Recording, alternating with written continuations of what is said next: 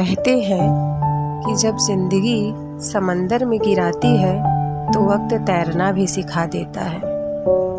कहते हैं कि जब ज़िंदगी समंदर में गिराती है तो वक्त तैरना भी सिखा देता है, और हम हालात और मुकद्दर से लड़ते रहे तो हमें मंजिल तक भी पहुंचा देता है।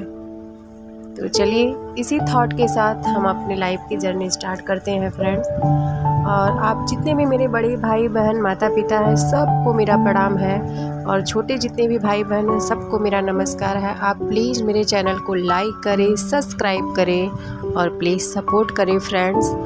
बहुत आशा लगा के वीडियो हम बनाते हैं कि आपको पसंद आएगी वीडियो, और आप लाइक और सब्सक्राइब ज़रूर करें। तो चलिए फ्रेंड्स, तो वहाँ पे हम स्कूल निकल गए और स्कूल से सारा काम कंप्लीट हो गया। उसके बाद हमने घर वापसी की तो किचन कुछ इस हालत में हमको मिला कि मन थोड़ा उथल पुथल सा था, मन में भी कुछ बहुत हड़बड़ी सी मची हुई थी और बहुत परेशानियां मन में भी बहुत चल रही थी। कुछ ऐसे हालात मेरे सामने आ गए थे जिससे निपटना मेरे लिए ज़रूरी था। तो मैंने बेटे को यहाँ पे दे दिया था दोपहर का खाना, और मैं यहाँ पे आ गई थी के लिए फ्रेंड्स चाय बनाने। और इच्छा ही नहीं हुआ कि कुछ खाया जाए, तो किसी भी तरह मैं यहाँ पे अपने लिए एक कप चाय बनाती हूँ और बेटे को भी थोड़ा सा देती हूँ, क्योंकि उसको भी ये लग रहा था कि मम्मी मुझे भी थोड़ा सा दे दो। मैंने उसको भी दिया, क्योंकि अकेले कोई भी चीज़ अगर आप खाइए पिए बच्चे सामने रहे तो नहीं खाया जाता है, तो उसके लिए मैंने उसको भी थोड़ा सा दिया। और ये किचन का हालत कुछ ऐसा था, मन ही नहीं कर रहा था कि यहाँ पे आके कुछ सफाई की जाए, क्योंकि मन अच्छा रहता है, शांत रहता है, शिथिल रहता है तो हमारा सारा काम में मन लगता है, लेकिन ऐसे नहीं लग रहा था। तो फिर हम यहाँ चाय पीते पीते अपनी परेशानियों से उबरने के लिए बहुत जद्दोजहद अपने मन में ही कर रहे थे कि किस तरह से उबरा जाए, किस तरह से उबरा जाए, किस तरह से इससे निपटा जाए। लेकिन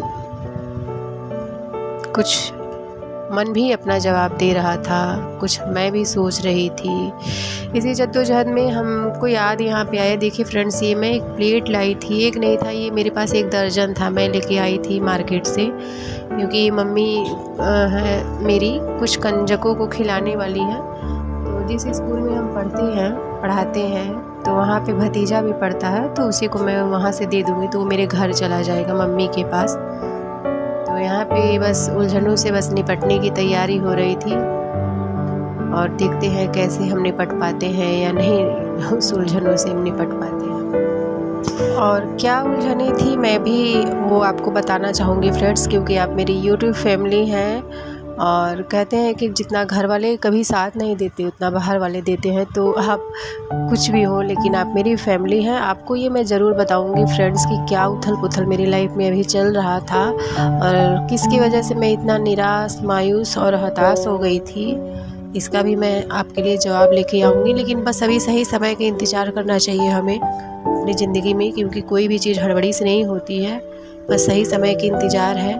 आपको वो सारी चीज़ें बताऊंगी कि क्या क्या मैंने अपने अभी तक के इस लाइफ में मैंने फेस किया है, कुछ अकेले, कुछ ऐसे, कुछ तैसे। तो मैं आपसे ज़रूर बताना चाहूँगी, ज़रूर शेयर करना चाहूँगी, और सारी चीज़ें मैं आपके साथ शेयर करूँगी फ्रेंड्स। बस थोड़ा सा टाइम मुझे दीजिए, और देखते हैं कि कब तक मैं अपने लाइफ में सक्सेस हो जाती हूँ, और जो भी सच्चाई रहेगी मैं सबके सामने अपने लेके आऊँगी। तो यहाँ पे थोड़ी सी मैं रेस्ट कर रही थी, और बस वही चीज़ मन में चल रहा था, उथल पुथल कि क्या करें। इसी चक्कर में वीडियो भी नहीं बनाया जा रहा था, लेकिन किसी तरह मैंने वीडियो शूट किया।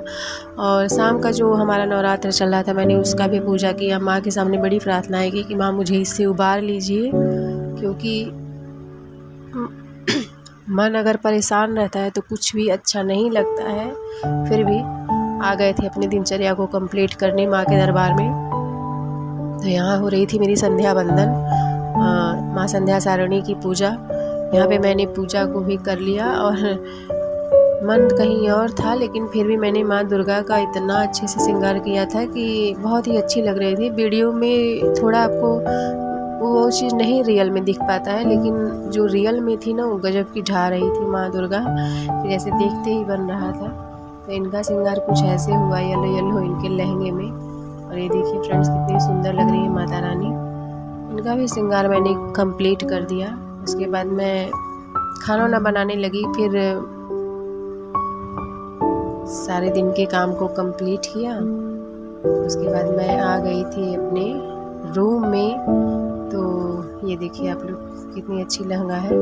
बहुत सारे बर्तनों को देखे तो रूम में आ गई थी।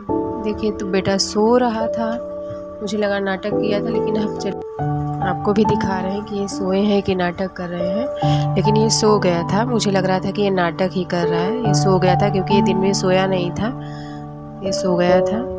और मैं भगवान जी का बहुत ढेर सारा बर्तन सब ले जाके धुली, साफ़ की। तो फिर हस्बैंड भी आ गए थे। कुछ सामान था हमारे घर का जो बचा खुचा, गृहस्थी का बचा घटा ही रहता है। आप कितना भी अपनी गृहस्थी में ना कोई भी सामान को भर लीजिए, लेकिन कुछ न कुछ ज़रूर, जैसे रोज़मर्रा की चीज़ें लगी रहती थी। तो यहाँ नवरात्र में आ गए थे मेरे माला फूल सुबह पूजा करने के लिए। और कुछ घर की जैसे ये बिस्कुट वगैरह थे, कुछ दालें थी जो कि मुझे मंगाना था। मैं बहुत ज़्यादा स्टॉक करके कोई सामान नहीं रखती फ्रेंड, क्योंकि उसमें बहुत ज़्यादा दिक्कतें होती हैं। ऐसे है फ्रेश मंगाओ, फ्रेश खाओ, और कोई दिक्कत नहीं रहती उसमें आपको ना डालने की ना सुखाने की।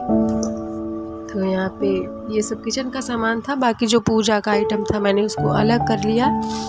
और ये देखिए मैं आपको एक अच्छी सी चीज़ दिखा रही हूँ जो कि मुझे बहुत पसंद है। कभी मैं अपने पूरा जो हमारे भगवान जी के क्लॉथ्स हैं, कपड़े हैं, मैं उनको दिखाऊंगी कि हम लोग क्या क्या रखते हैं अपने भगवान को सजाने के लिए। हालांकि हम लोग तो बहुत कॉस्टली कपड़े भी पहनते हैं, बहुत मतलब जो भी हमारे हैसियत के हिसाब से हम उसको पहनते हैं। लेकिन ये माता जी का था, मैंने उनका भी बहुत सारा स्टॉक जमा करके रखा है फ्रेंड्स। आपके लिए वीडियो ज़रूर लाऊंगी। थोड़ा मन में उलझने मची हुई है, इसी की वजह से वीडियो नहीं प्रॉपर आ रहा है, लेकिन वो भी आएगा। तो यहाँ पे ये माता जी का लहंगा था। हर नवरात्र में हमारे यहाँ 2 3 4 ऐसे करके हर बार लहंगा आता है। और बीच बीच में मैं कभी मार्केट जाती हूँ तो ऐसे भी ख़रीद लेती हूँ, बस शौक बस। और हर त्यौहार